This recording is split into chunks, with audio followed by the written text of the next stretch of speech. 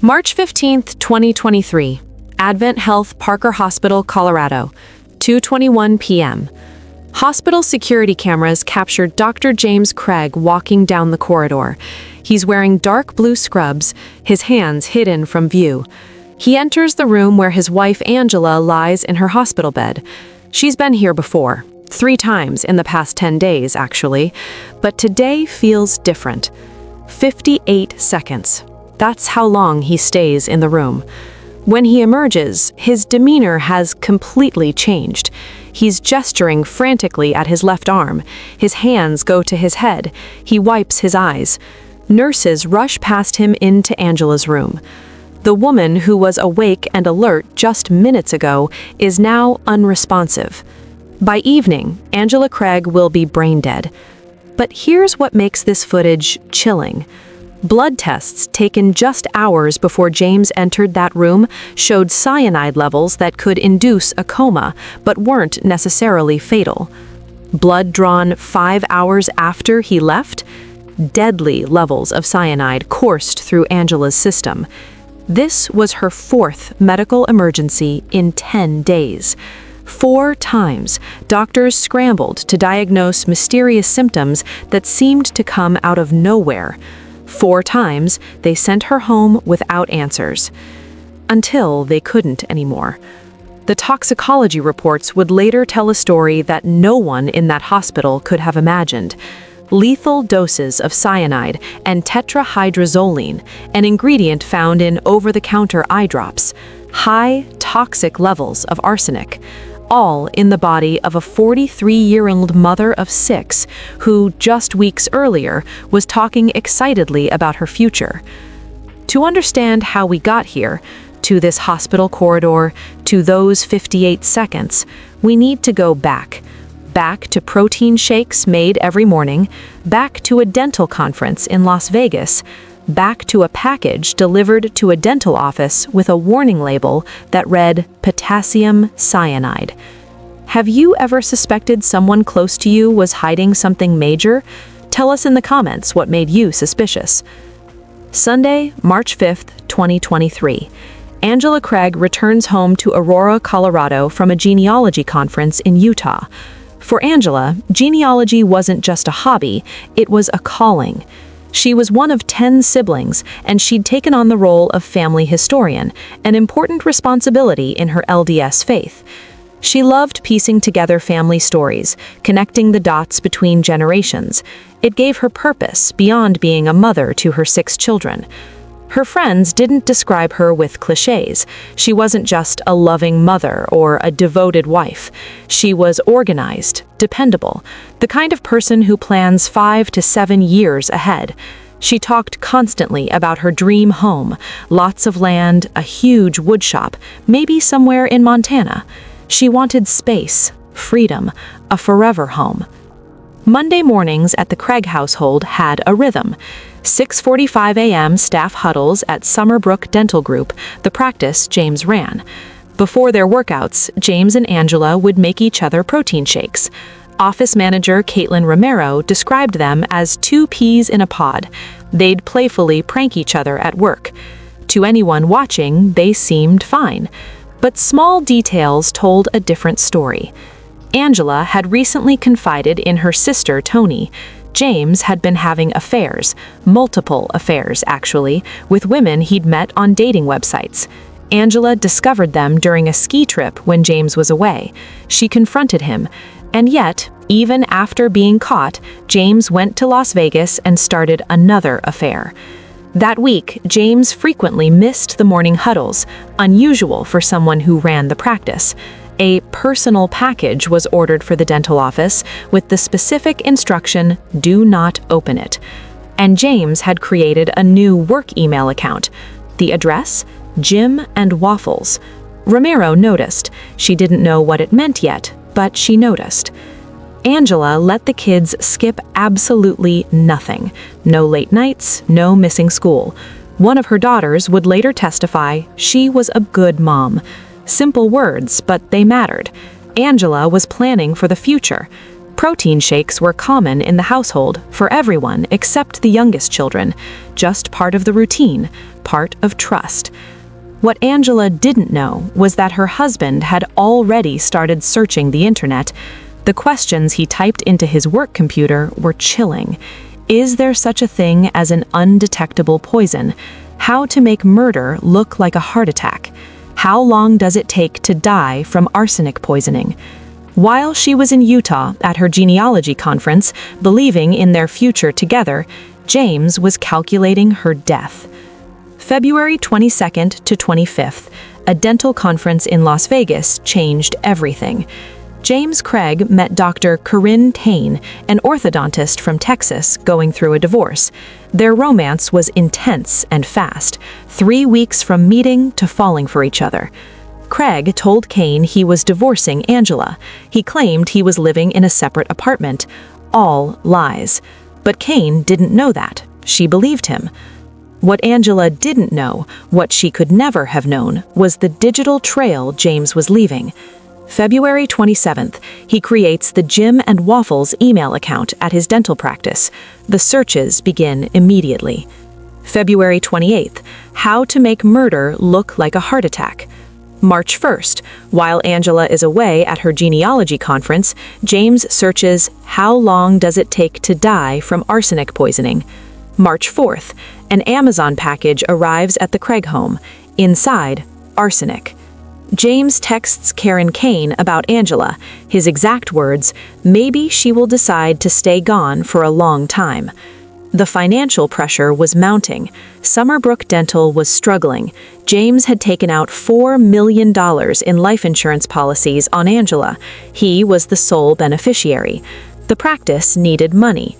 His affairs needed funding. And Angela, planning her future home in Montana, had no idea the ground was crumbling beneath her. Years later, one woman James had an affair with would tell investigators something disturbing. She recalled Craig referencing The Purge, the horror movie where all crime is legal for one night. He told her that if that scenario were real, he would purge his wife. At the time, the woman thought it was just dark humor. Looking back, she realized it wasn't a joke. Do you think financial problems can ever justify or explain someone doing the unthinkable? Drop your thoughts in the comments. On March 6th, the morning Angela returned from Utah, James made her a protein shake before their workout. It was Monday, routine, normal. Except this time, something was different. The shake contained tetrahydrozoline, the active ingredient in Visine eye drops.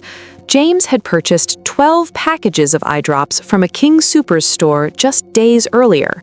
Angela drank it. She always did. They made shakes for each other. That's what couples do. Same day, Angela texts James, "My stomach feels fine, but my head feels funny and dizzy. Very strange." She works out but feels increasingly faint. James arrives late to the office that morning, missing the 6:45 a.m. huddle. When he finally shows up around 7 a.m., he apologizes to Romero. He says Angela isn't feeling well. Then he adds something odd. Maybe he put too much protein powder in her shake. By mid-morning, James leaves to take Angela to Advent Health Parker Hospital. Tests are run, MRI, CT scan, blood work. Nothing shows up. She's sent home. What investigators would later discover, James had already dosed her with tetrahydrozoline. The blood test wouldn't reveal it yet, but the poison was already working. March 7th. Angela still feels sick. She goes to an urgent care clinic. Again, no diagnosis. She texts James, "I feel drugged." She wonders if it's an inner ear infection. Her blood sugar is high despite not eating or exercising. She considers diabetes. There's a family history. What investigators found, James is already planning the next dose. He's ordered potassium cyanide from Midland Scientific. In his order notes, he writes, "Hopefully this is in stock and I can come pick it up tomorrow, March 9th. The supplier contacts him about additional documentation. Why does a dentist need potassium cyanide? James has an answer ready. He claims he's a surgeon performing craniofacial reconstruction.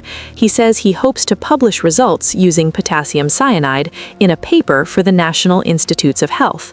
Complete fabrication, but it sounds legitimate enough. March 9th.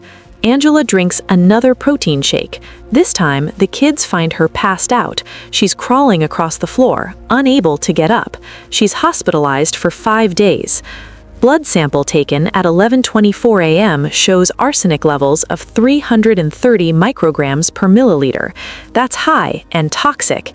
It causes gastrointestinal symptoms: abdominal pain, nausea, vomiting, diarrhea, dizziness, lightheadedness, and loss of coordination.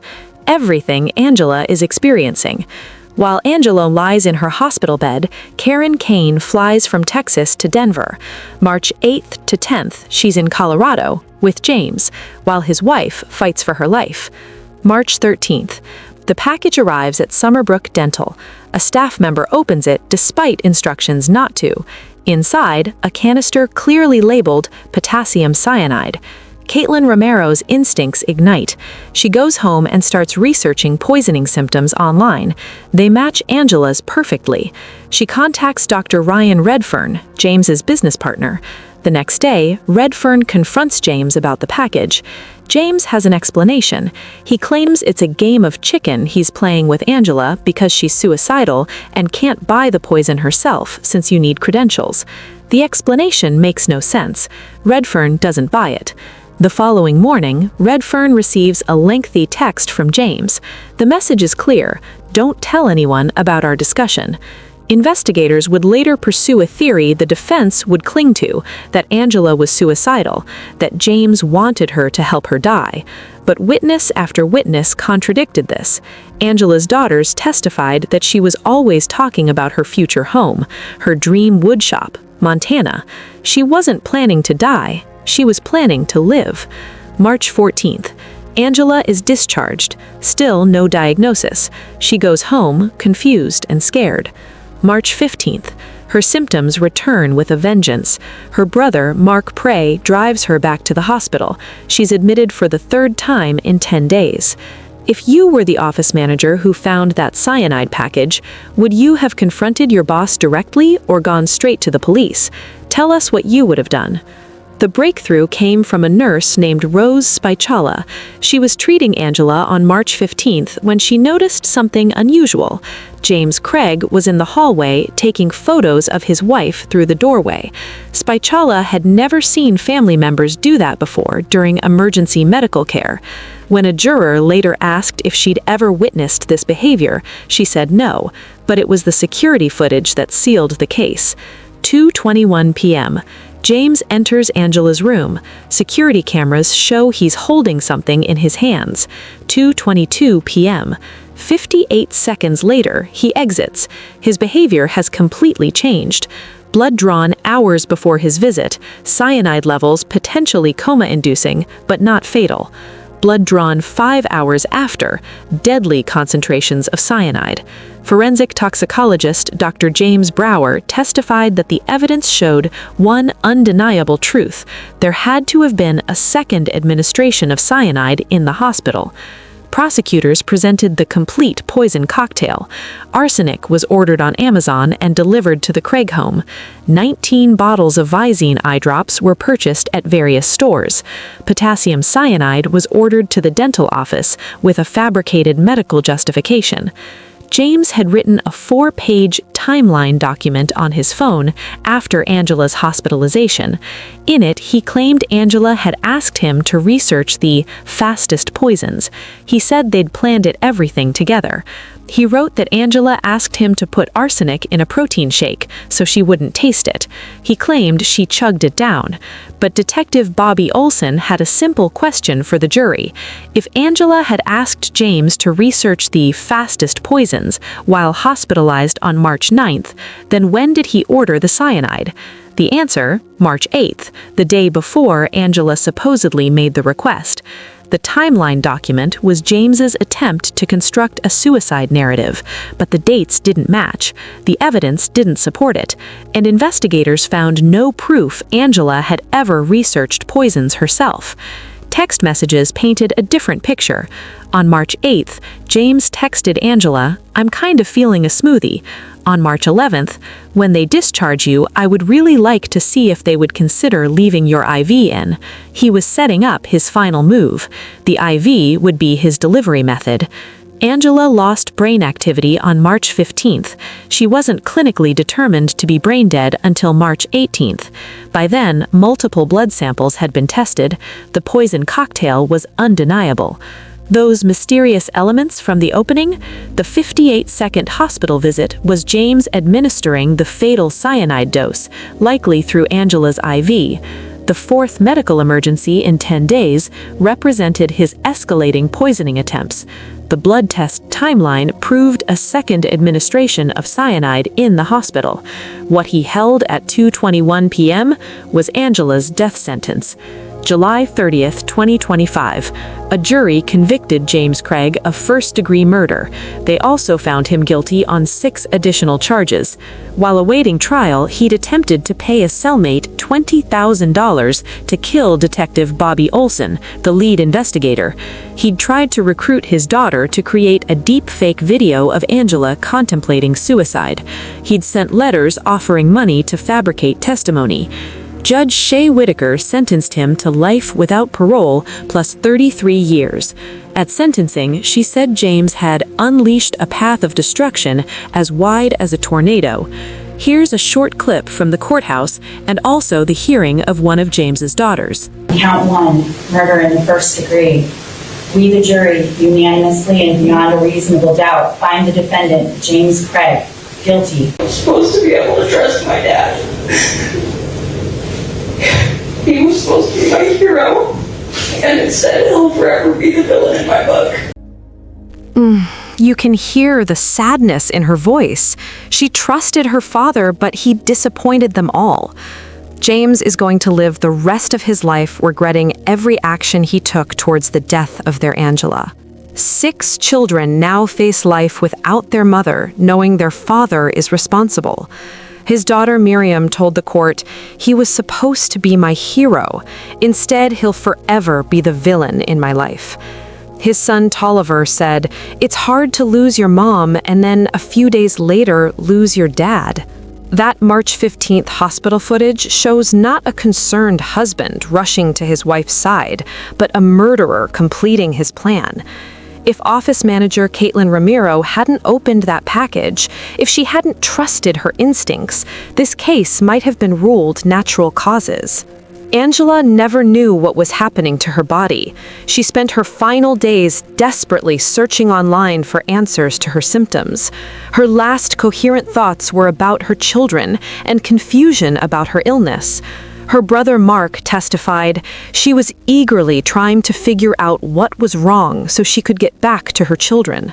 The protein shakes Angela and James made for each other every morning, a ritual of marriage, of partnership, of trust, became the weapon he used to slowly end her life. While she planned her forever home in Montana, he was calculating doses and timing hospitalizations. District Attorney Amy Padden said, "Angela suffered many days of unexplained illness while the defendant knowingly administered poison, all while portraying himself as a concerned husband. This was a premeditated and callous crime, driven by greed, deception, and betrayal." Beyond the courtroom, beyond the conviction, this remains a story of loss, of 6 children without their mother, of a woman who believed in her future and trusted the wrong person, of protein shakes that should have been a morning ritual, not a murder weapon. James Craig sits in prison today, life without parole. His mistress, Corinne Kane, returned to Texas. The dental practice closed, and Angela's family works to keep her memory alive, not as a victim, but as the devoted mother and family historian she was. The question that haunts this case isn't just how someone could do this. It's how Angela, experiencing these terrifying symptoms, never suspected the person making her protein shakes was the one destroying her from the inside out. This case changed how hospital staff approach mysterious illnesses. Do you think there should be mandatory poisoning protocols when patients have unexplained illnesses? Let us know what you think in the comments. If you found this case compelling, hit that like button and subscribe for more true crime stories. Turn on notifications, we're covering another shocking case this week.